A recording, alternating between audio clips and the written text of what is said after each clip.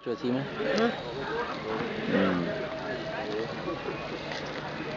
Bunu qalanna ada irreecha kun warri bunu qalanna rabbi galata tahaga walta kanu deebisan malle ada kenna ada abba kenna ada kenna badu dhawu kenna ada kenna kan jajjabeesu kenna rabbi illee nurra haa qabatu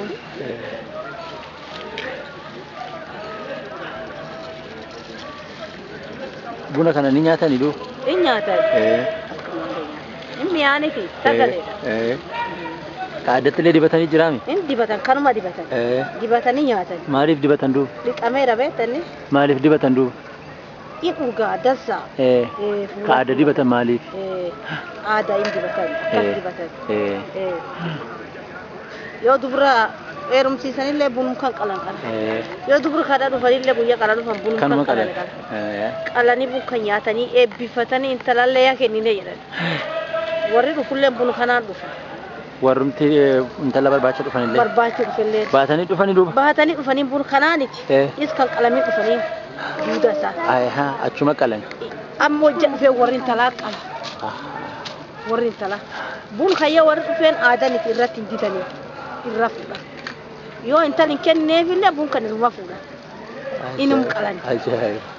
Bun kan qalanii nyaatanii eebbifatanii yoo irra bahan duuba intal yaa sii kennellee yaa sii kennullee waan akkana akkanaatiif sii kennellee ittiin.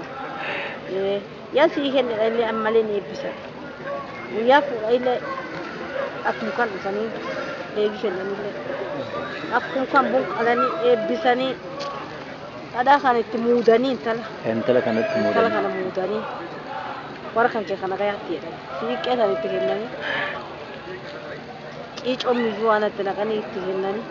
Duddatti hidhanii akkasitti.